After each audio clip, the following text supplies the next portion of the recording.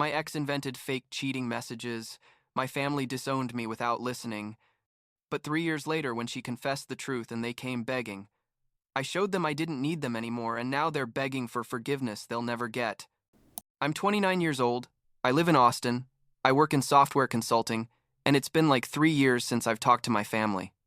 Well, technically, I talked to my sister Audrey a few months ago, but that conversation basically confirmed everything I already knew about my parents. The thing is that when I was 26, my entire family turned their backs on me for something I never did. And when I say they turned their backs, I'm not exaggerating. They literally disowned me as a son, and all because of some fake text messages that my ex-girlfriend fabricated. I know it sounds like the plot of a bad movie, but I swear that's how it happened. And the worst part is that my parents, Gregory and Veronica, owners of a super successful chain of eco-friendly resorts in California, believed me guilty without even giving me the chance to explain myself. But anyway, I guess I should start from the beginning so you understand how I got here. I grew up in San Francisco in one of those families where everything is about appearances and connections. My parents built their resort empire from scratch. I mean, they started with a boutique hotel in Napa Valley and ended up with like 8 properties along the entire West Coast. They were, I don't know, super respected in certain circles, you know? There were always galas, networking events, dinners with investors. My sister Audrey was 28 back then, worked in the family business, and was basically the favorite because she had studied hospitality and management like my parents wanted. My younger brother Gavin was 23 and was doing his MBA, also following in the family footsteps. And then there was me, who had studied computer science because I wanted to do my own thing. And that was already like a small sin in my house. Like, you're not dedicating your life to the family business, so you're less important, you know what I mean? I met Bianca when I was 24 at one of my mother's endless parties.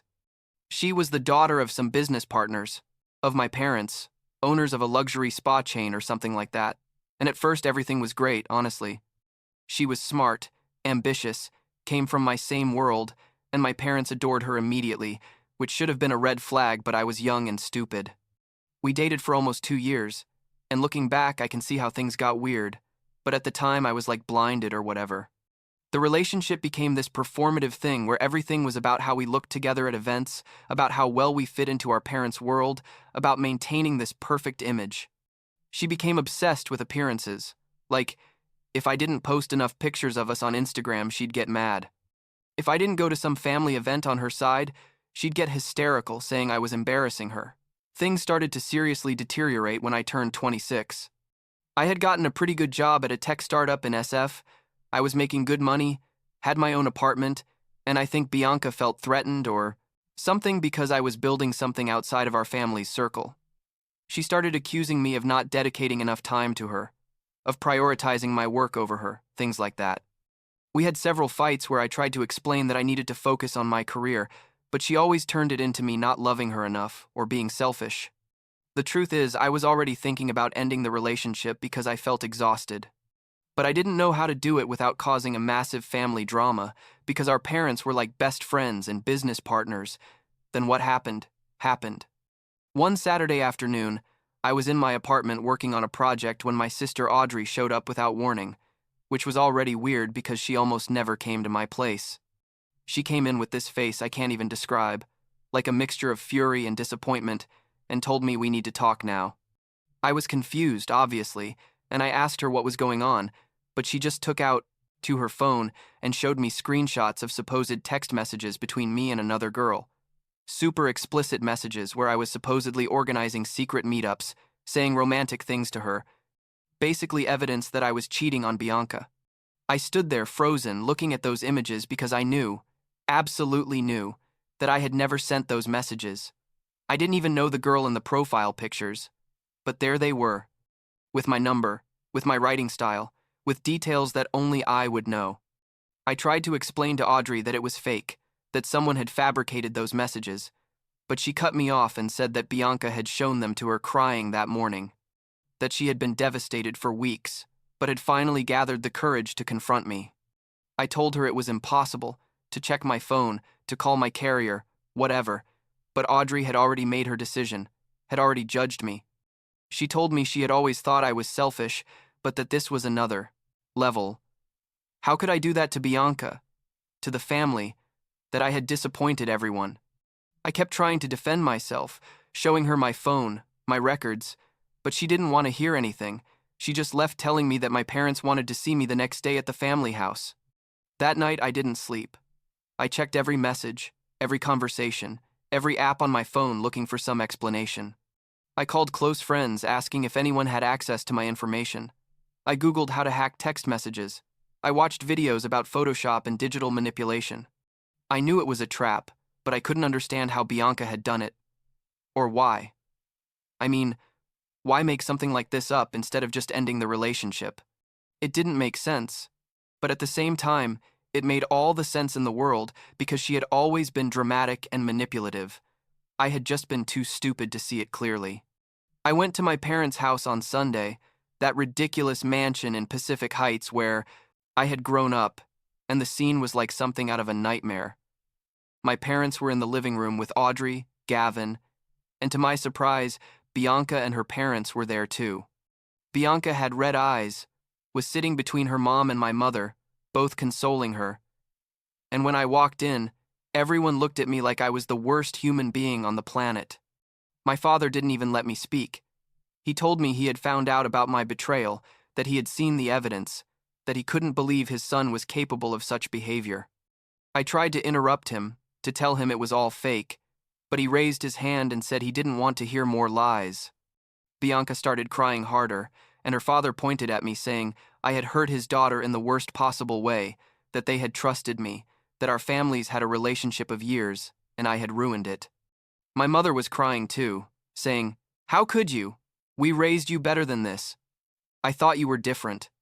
Gavin just looked at me, with disgust, and Audrey wouldn't even look me in the eyes. I kept trying to explain. I begged them to listen, that something was wrong with this whole story, but nobody, absolutely nobody, was willing to listen to me. I told them to take the messages to an expert, to verify the metadata, that there were ways to prove they were fake, but my father said they had already consulted with someone, he never found out who, and that everything seemed legitimate. What came next was brutal. My father told me I had to apologize publicly to Bianca and her family, that I had to seek therapy, that I should step away from my job and reconsider my priorities. I refused, obviously, because accepting that would be admitting something I didn't do, and at that moment something changed in my father's expression.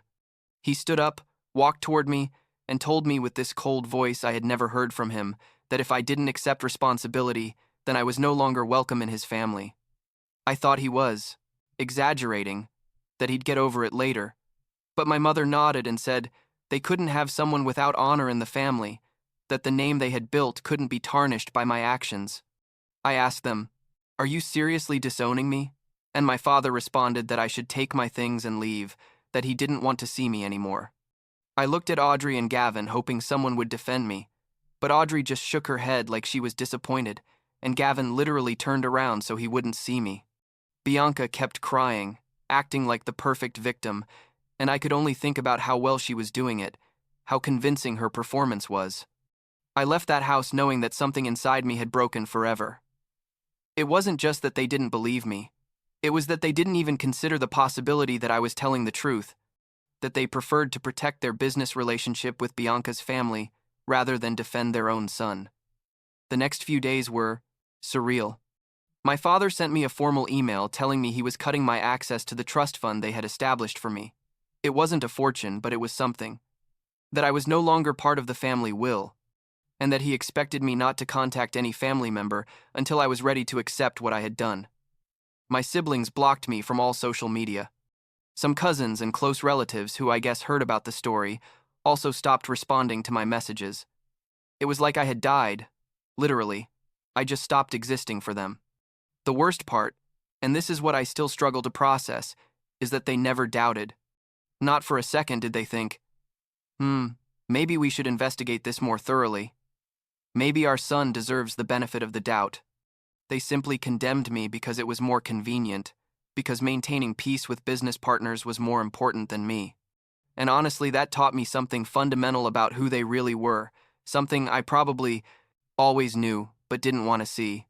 That for them, I was always secondary to their ambitions and their public image.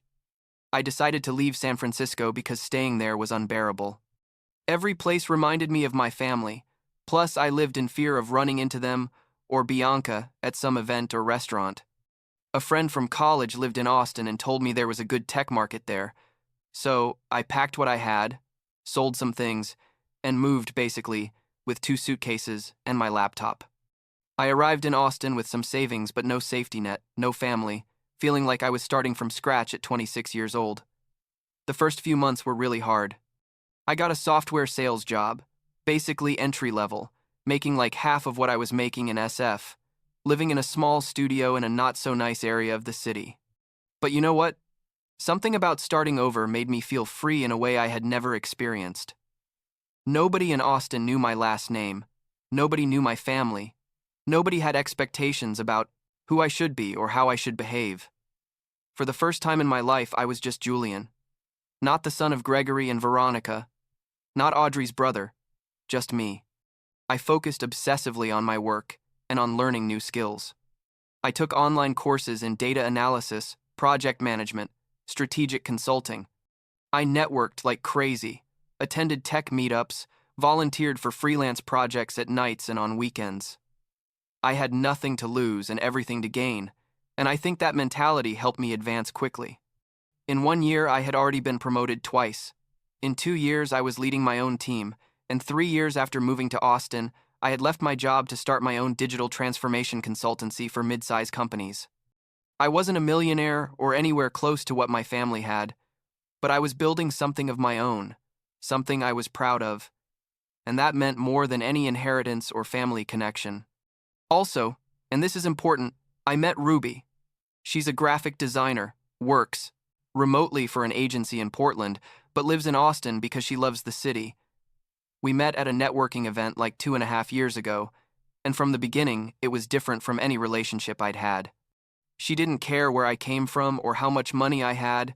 She didn't even know anything about my family during the first 6 months we dated. She simply liked who I was, and when I finally told her the whole story about what happened with Bianca and my family, she believed me without questioning it. She supported me. She told me that their loss had been my gain because now I could be free. We got engaged 6 months ago, nothing fancy, just the 2 of us at Zilker Park with a ring we chose together.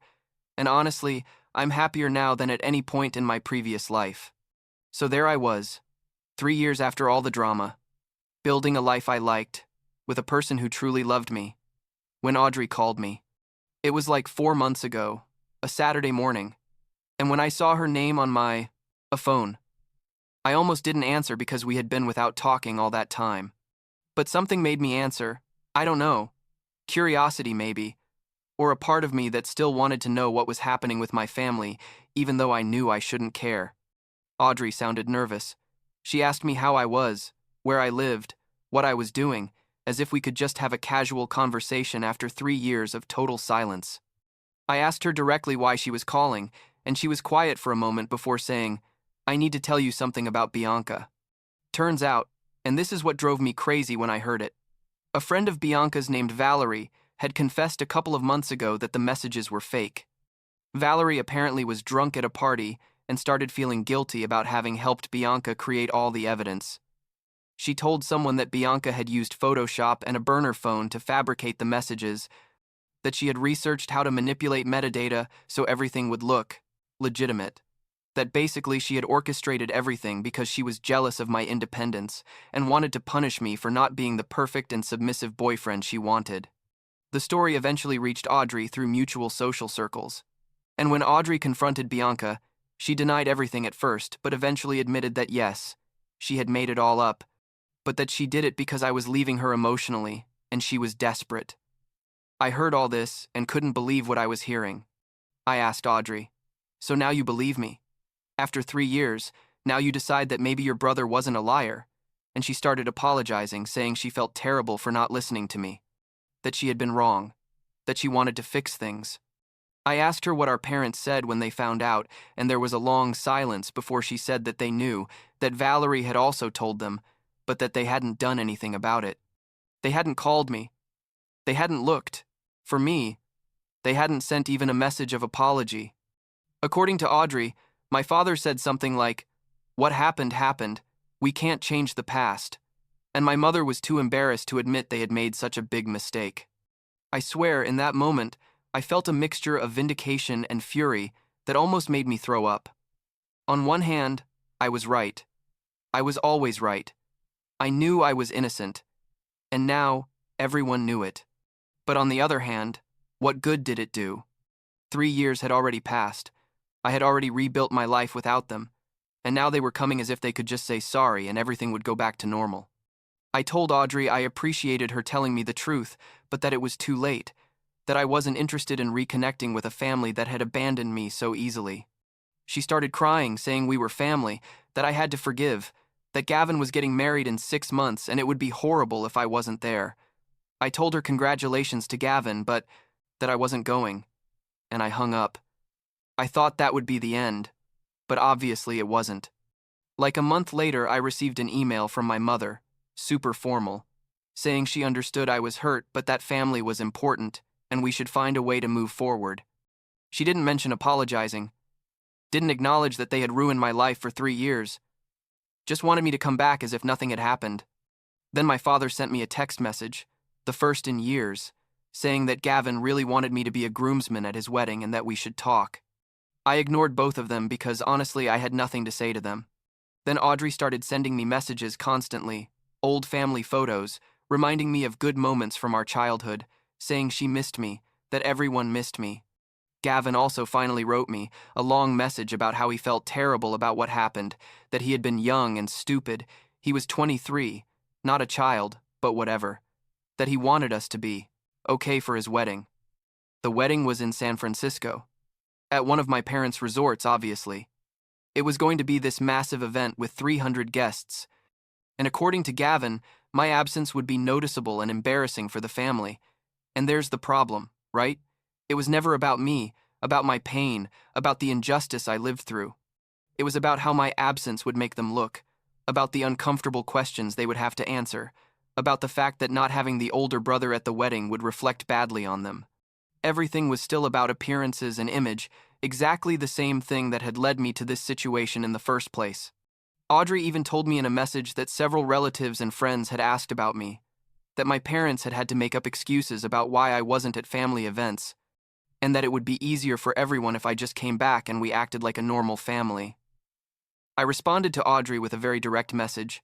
I told her I wasn't going to the wedding, that I wasn't going back to San Francisco, that I wasn't going to pretend that the last 3 years didn't happen just to make them feel better.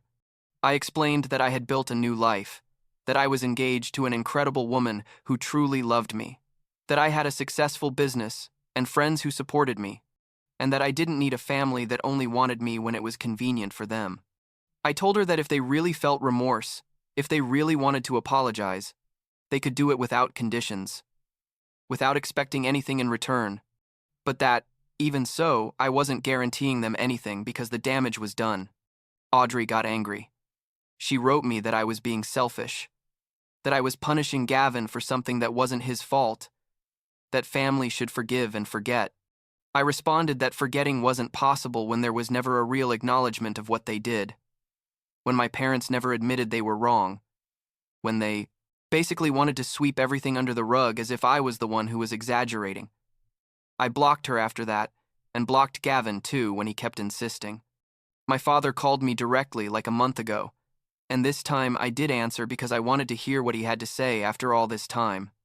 It was a 10-minute conversation where he tried to explain that they had acted with the information they had, that they couldn't have known that Bianca was lying, that they had been victims of her manipulation as much as I was. I told him that was bullshit, that the difference was that I was their son, and they decided to believe a girlfriend instead of giving me the benefit of the doubt, that they never really investigated, that they simply took the easiest path to protect their business interests. He went quiet, and then said he understood. I was angry, but that he hoped someday I could forgive. I asked him if he was officially apologizing to me, and he said he regretted how things had turned out, which isn't a real apology, it's just a way of avoiding responsibility. I told him thanks for calling, but that I wasn't going to change my mind about the wedding or about reconnecting with them. He asked about my life, what I was doing, and I gave him basic answers because I didn't owe him details about my happiness when he hadn't been there at any point during my rebuilding. The call ended awkwardly, with him saying that the door was always open if I changed my mind, and me telling him I'd take that into account knowing it would never happen. Gavin's wedding was 2 weeks ago. I didn't go, obviously. Ruby and I spent that weekend in Fredericksburg at a small bed and breakfast, disconnected from everything. Audrey sent me photos afterwards, I guess trying to make me feel guilty or show me what I missed, but all I felt was peace. I saw the photos of my family posing perfectly, everyone smiling for the cameras, maintaining those appearances that matter so much to them, and I realized that I no longer belonged to that world and didn't want to belong. What surprises me most is that there was never a moment of real reflection on their part. They never told me we understand we did you irreparable harm, that we failed you as parents, that we prioritized the wrong things. They just wanted me to come back to the fold, to pretend everything was okay, to participate in their family theater. And I simply can't do that. Not after knowing they would abandon me again in a second if it was convenient for them. Ruby asked me last week if I regret not going to the wedding, if any part of me misses my family. I told her the truth, that sometimes I miss the idea of having a family, but I don't miss these specific people. I don't miss the toxic dynamic. I don't miss feeling like an accessory instead of a son. She told me she was proud of me for maintaining my boundaries, for not letting them manipulate me into coming back, and that meant more than any apology my family could have given me. So here I am, at 29, with a life I built from scratch, with a partner who loves me unconditionally, with a business that's thriving, and with a peace of mind I never had when I was trying to please my family. Is it perfect? No. Does it still hurt to think that my own family abandoned me so easily? Of course.